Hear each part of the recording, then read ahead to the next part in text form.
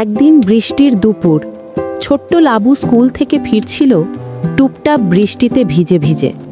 হঠাৎ রাস্তায় পড়ে থাকা একটা পুরনো ছাপা দেখতে পেল সে ছাতাটা তুলতেই আলো ঝলমল করে উঠল। আমি রঙিন ছাতা, আমি তোমাকে রঙের দেশে নিয়ে যাব।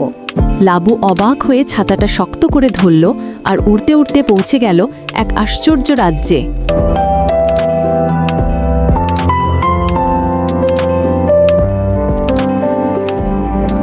লাল পাহাড় বলল,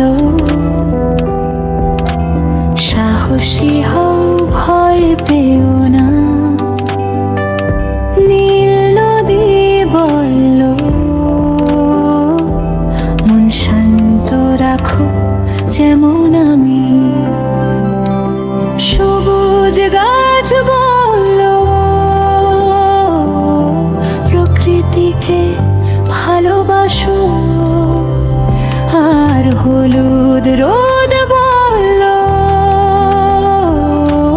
হাসি খুশি থেকো সব সময়।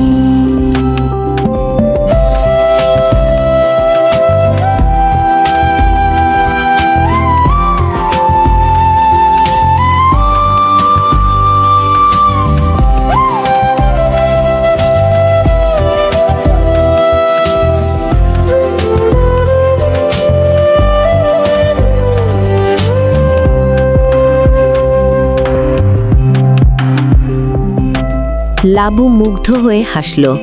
তার মনে রঙের মতো ফুটে উঠল আনন্দ, শান্তি আর ভালোবাসা। এই রঙগুলো তোমার মনে রেখো লাবু, এগুলো তোমার জীবনকেও রঙিন করবে। সেদিন থেকে লাবুর ছাতাটা আর সাধারণ রইল না, ওটা হয়ে গেল রঙিন ছাতার জাদু।